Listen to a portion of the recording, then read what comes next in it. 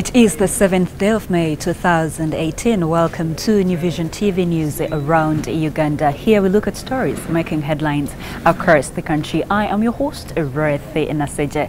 Let us kickstart off today's bulletin from ARUA district. ARUA Catholic Diocese has okayed a strategic plan for 2018 to 2021.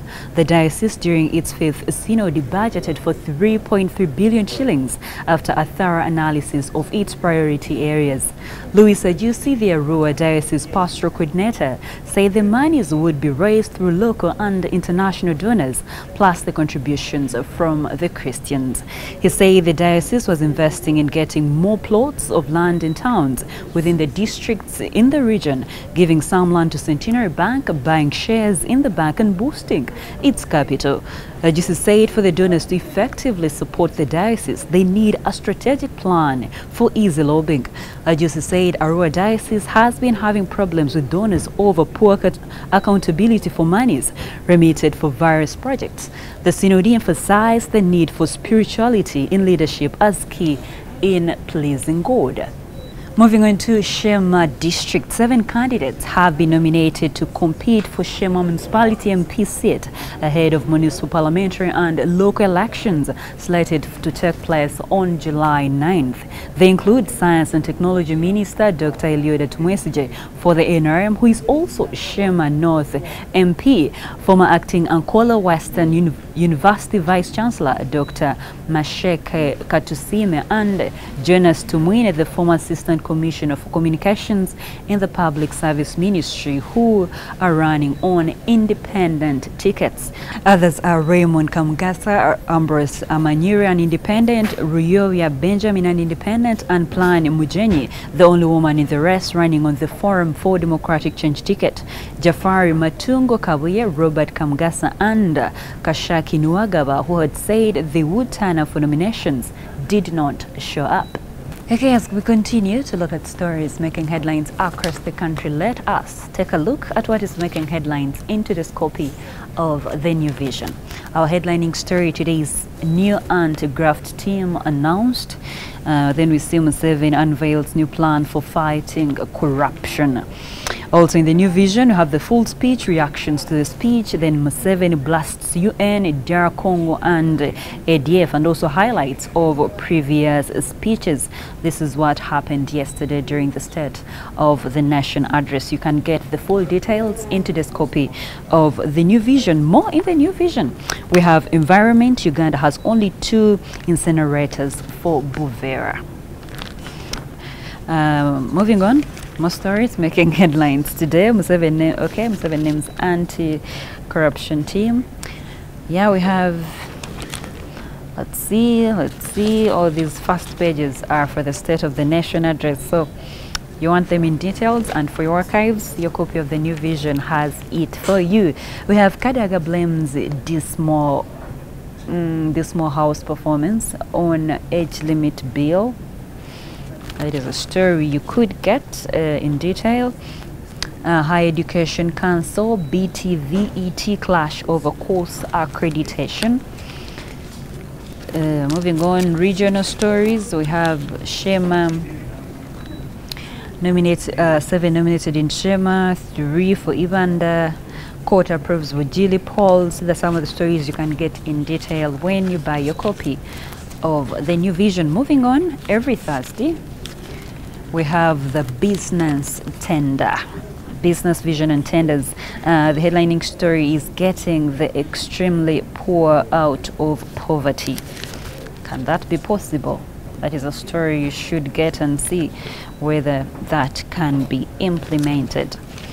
Moving on, still under business and tender. Yeah, so many tenders are in the pullout today, so you should grab your copy. Commercial banks, key players in the agribusiness value chain, and also Movit, Rotary Uganda sponsor Nkozi Hospital 3rd marathon. There are so many stories you could get from today's pullout. Moving on to the sports docket, we have We Want It as the headline, and we see Woodball comes of age in Uganda.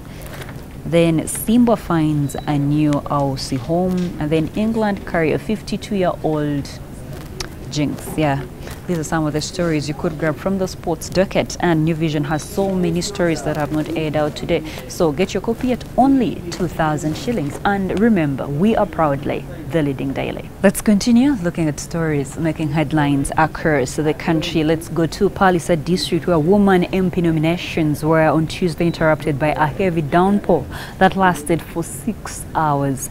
The National Resistance Movement candidate, Faith Alupo, was to be nominated at 2 p.m. but due to heavy rain, the nominations started at 4 p.m. Hundreds of NRM supporters stand up to escort Alupo but were forced to seek refuge in the shops in Palisa town until the rain decreased. Kevin Kala Ojinga, who had voted to contest as an independent, arrived at the nomination center at 4:35 p.m. Kala said, being loyal to her party, she could not stand against Alupo. Penekasi Omoding of Odorat village in Palisa Town Council said Kala's withdrawal was timely for the NRM party because they were going to split votes, and it also showed maturity in politics. Alupo also pledged to unite the Bagwere and the Iteso.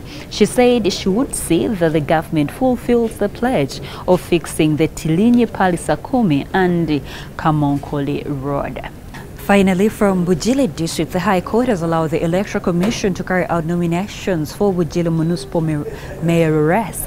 The nomination exercise had been halted after the interim mayor, Saul Baliraine Namandi, dragged the EC to the Jinja High Court for declaring his post vacant. Baliraine was elected interim mayor following the elevation of the Bugiri Town Council to a municipality. He was previously LC3 chairperson for Bugiri Town Council. Through his lawyer, Emmanuel Orono, Baliraine sued the EC for what he termed as advertising for positions that had elected officials. The EC had scheduled nominations for Bugiri mayor and parliamentary candidates for Monday to Wednesday this week. Baliraine secured an interim order from Jessica Eva Luswata on May 1st.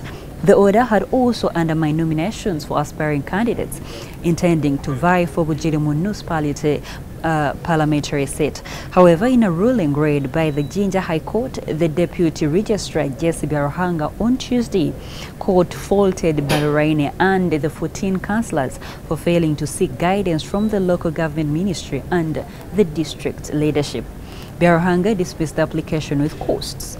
Court concurred with the respondent's lawyer, Patrick Wetaka, who explained that the elevation of the town council did not erase or do away with their political offices.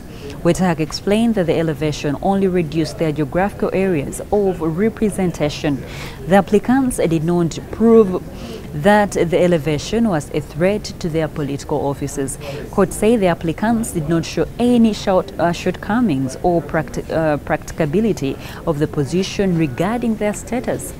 Wetaka told New Vision that the applicants were supposed to decide the divisions they intended to remain in since they were elected in town council level. James Osman Balsalira welcomed the ruling, saying the suspension of the exercise affected him financially. And that's all I had for you. Thank you for watching. Be sure to catch more news updates and other programs here on New Vision TV by visiting our website www.newvision.co.ug/video. I am Ruth Nasajeng.